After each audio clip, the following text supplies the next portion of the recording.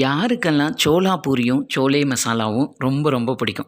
எனக்கும் ரொம்ப பிடிக்கும். இந்த சோளா பூரியும் சோலே மசாலாவும் வீட்டில் இருக்கிற இன்க்ரீடியன்ஸ் வச்சு ரொம்ப சிம்பிளாக எப்படி செய்கிறதுன்னு தான் நாம் இன்றைக்கி பார்க்க போகிறோம்.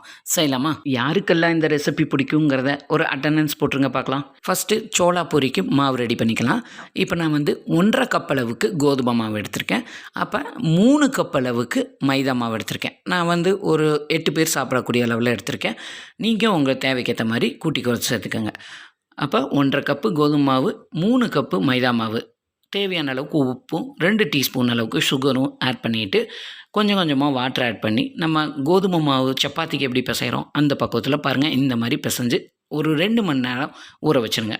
அதுக்கப்புறமா ஒரு மிக்ஸி ஜாரில் 2 பெரிய வெங்காயம், 3 பெரிய சைஸ் தக்காளி இதோட சேர்த்துக்கிறேன். 2 இன்ச் அளவுள்ள இஞ்சி இதோட சேர்த்துக்கிறேன். இது கூட ஒரு 7-8 பல் பூண்டும் ஆட் பண்ணிவிட்டு ஒரே ஒரு பச்சை மிளகாய் இதை நல்லா ஃபைன் பேஸ்ட்டாக அரைச்சி தனியாக எடுத்துக்கலாம். ஓவர் நைட் ஊற வச்ச வெள்ளை சுண்டலை கொஞ்சமாக தண்ணியும் உப்பு சேர்த்து நல்லா சாஃப்டாக வேக வச்சு தனியாக எடுத்து வச்சுக்கலாம். இப்போ ஒரு கடாயில் ஆயில் ஊற்றிட்டு இந்த ஸ்பைசஸை ஸ்க்ரீன்ஷாட் எடுத்துக்கோங்க. அந்த ஸ்பைசஸை ஆட் பண்ணிவிட்டு இது கூட கொஞ்சமாக கருவேப்பிலை, ஒரு பெரிய வெங்காயம் சேர்த்துட்டு இந்த பெரிய வெங்காயம் பாதி அளவு மட்டும் நல்லா வதக்கி விடுங்க. இந்த அளவுக்கு வதங்கினதுக்கப்புறமா 1/4 டீஸ்பூன் மஞ்சள் தூள், 1 டீஸ்பூன் அளவுக்கு மல்லித்தூளும், 1.5 டீஸ்பூன் அளவுக்கு மிளகாய்த்தூள் உங்கள் காரத்துக்கு ஏற்ற மாதிரி கூட்டி குறைச்சி சேர்த்துக்கோங்க. ஒரு 3/4 டீஸ்பூன் அளவுக்கு கரம் மசாலாவை ஒரு 10 செகண்ட் ஆயிலில் வதக்கிட்டு நம்ம தக்காளி பேஸ்ட் அரைச்சி எடுத்து வச்சுருக்கோம் இல்லையா, அதையும் இதோட ஆட் பண்ணிடுங்க. அந்த மிக்ஸி ஜாரை கழுவி கொஞ்சமாக தண்ணி சேர்த்துக்கோங்க.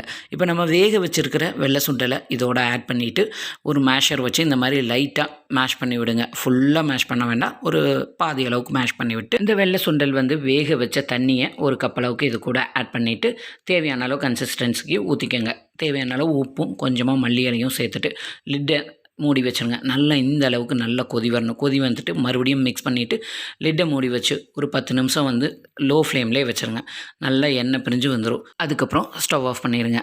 ஹோட்டலுக்கே போகாமல் ஹோட்டல் டேஸ்ட்டில் வீட்டில் இருக்கிற சிம்பிளான இன்க்ரீடியன்ஸ் வச்சு சூப்பரான சோலே மசாலா ரெடி ஆயிடுச்சு. அதுக்கப்புறமா நம்ம மாவு ரெடி பண்ணி வச்சுருக்கோம் இல்லையா, பூரிக்கு ஏற்ற மாதிரி மாவு எடுத்து நல்லா தேய்ச்சிட்டு பூரியும் நல்லா இந்த மாதிரி புசுன்னு பொரிச்சு எடுத்துட்டு அதுக்கப்புறமா நீங்கள் நல்லா சுட சுட இந்த சோலே மசாலாவும் பூரியும் வச்சுட்டு இது கூட ஆனியனும் லெமனும் வச்சுட்டு சாப்பிட்டீங்கன்னா ஹோட்டல் டேஸ்ட்டில் சோளா பூரியும் சோலே மசாலாவும் ரெடி. கண்டிப்பாக இந்த ரெசிபியை ட்ரை பண்ணி பாருங்கள். வீடியோ பிடிச்சிருந்தால் லைக் பண்ணி சப்ஸ்கிரைப் பண்ணிடுங்க.